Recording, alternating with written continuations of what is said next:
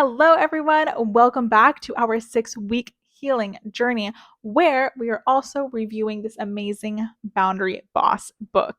And today we are going to be going out with a bang and talking about how to actually implement these boundaries. So, yes, we've come to the point now where we feel like we are ready to take on boundaries and actually implement them into our lives with ourselves and other people. Now, you might be asking yourself, okay, so how do I do that? So, we're going to go over the 8 steps of how to do that. So, our first step is being specific. So, the thing about boundaries is that if we are not specific, then it leaves gray area, right? If we are telling people, okay, do not contact me after work hours if it is work related, okay, that is very specific, right? However, if you are saying, do not contact me after work hours unless it is an emergency, unless it is something super pressing, unless it is giving you anxiety and you have to get it off your chest, right? Then that's going to open up a lot of room for gray area, right?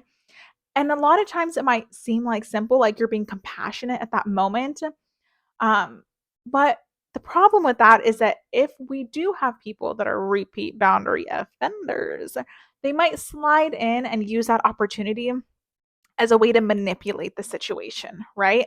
So we want to be very specific about what we're asking. Now, the second one is being introspective. You want to start asking yourself, like, okay, are you being lenient? Are you giving excuses for other people's bad behaviors, right? We might be going through things that are hard in our own life, and then we have somebody that is just drilling us with all of their emotions. And it just might not be appropriate, but you might make excuses for their bad behavior because maybe they're going through a really hard time. Like maybe you know that they have like a certain personality disorder or a certain condition that they're going through. So you make excuses for them and you continue to tell yourself that once they've overcome this, then A, B, C, D, right? I had this situation happen to me in the past with an ex, right? Dealing with alcoholism. So I just kept telling myself once they become sober, then it's going to be okay.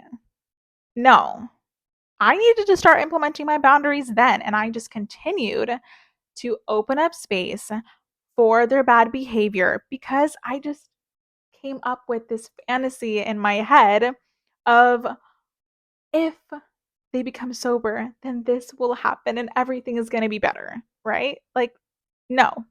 But you also want to make sure that you're not being too reactive, right? Over past experiences or past traumas.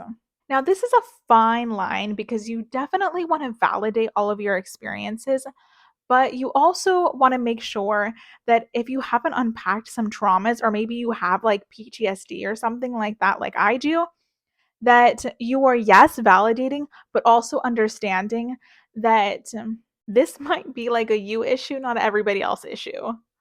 For example, let's say you have, I don't know, some type of trauma around like food or something, right? And you're then telling people like, oh, you are not allowed to eat lettuce in front of me. That is a boundary. You need to respect me because I have trauma around lettuce, right? Like, that's not exactly a reasonable boundary or request because essentially that is just you and yourself like reacting to something that has nothing to do with kind of the relationship that you have with the other person, right? That is issue between you and lettuce. So you need to take on that issue with lettuce. Now, with that being said, we move on to our next step. You need to be able to visualize the outcome. Know your purpose and the reason why you're setting this boundary. Because if we don't know our purpose and if we're not able to see what we want as an outcome, we might start to go back and forth with the boundary. So now that we have those 3 steps, it loops us perfectly back to our 4th step, which is using direct language. So in Boundary Boss, she talks about, nonviolent communication, which is something that you may or may not have heard about, but it's very commonly recognized in the therapy space and also in the education space. And I've taught it to my students so many times now. Some of you have also may have heard it as the peace process. Regardless, it is when you are using direct language, but also concise language and using I statements, right? So, for an example, let's say you heard somebody, I don't know, spread a rumor about you that you didn't appreciate. You might go to that person and say, when you talk behind my back, I feel betrayed. Would you be willing to come to me and ask before you say something out of my approval, right? It's very short, it's very concrete. Sometimes you might put in a need in there, right? So you might say something like, because I have a need for loyalty, right? You can add that in there as well. But regardless, the point of using direct language and concise language is that people can understand exactly what you're saying, right? A lot of times we get bottled up in our emotions, and then when they come out, it becomes over expressive. And then the other person that is trying to listen to you can't understand what is actually happening, right?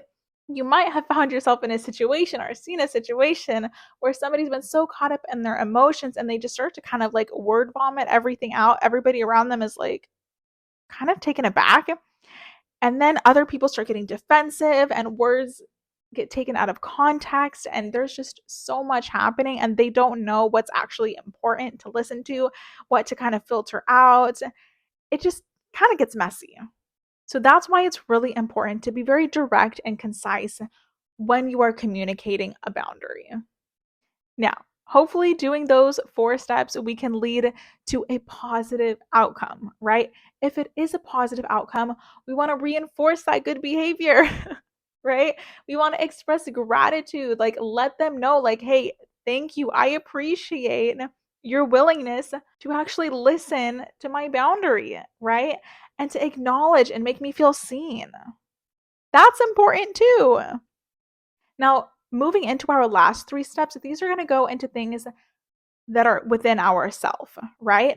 So, our 6th step is going to be letting go of any guilt or shame that you feel with that, right? Sometimes we communicate the boundary and then we start feeling these weird feelings of like guilt or shame that we asked somebody because maybe how they responded, right? We cannot control how other people respond. Maybe they respected it, maybe they didn't respect it.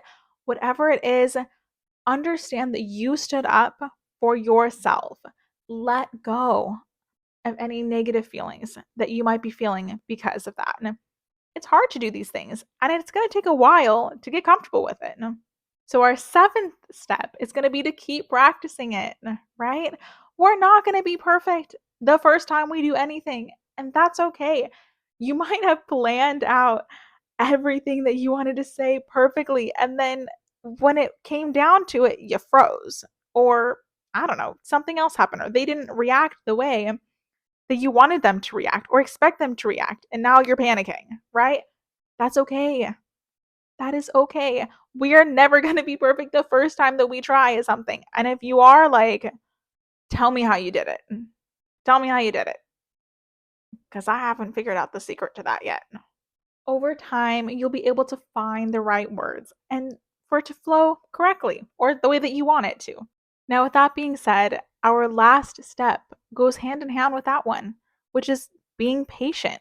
It might take a while for people to catch on to your new boundaries, right?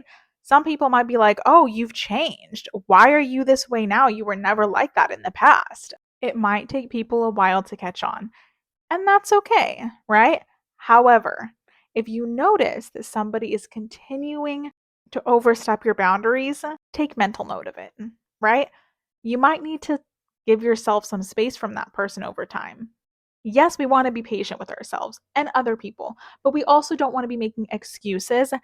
And we also want to make sure that we are actually sticking to our boundaries. So, if the person continues to break the boundaries, you're going to want to go ahead and tell them. Be clear that there are consequences and follow through with them. I know it might be hard to follow through with consequences, but think of it this way: an unhealthy relationship isn't a relationship at all.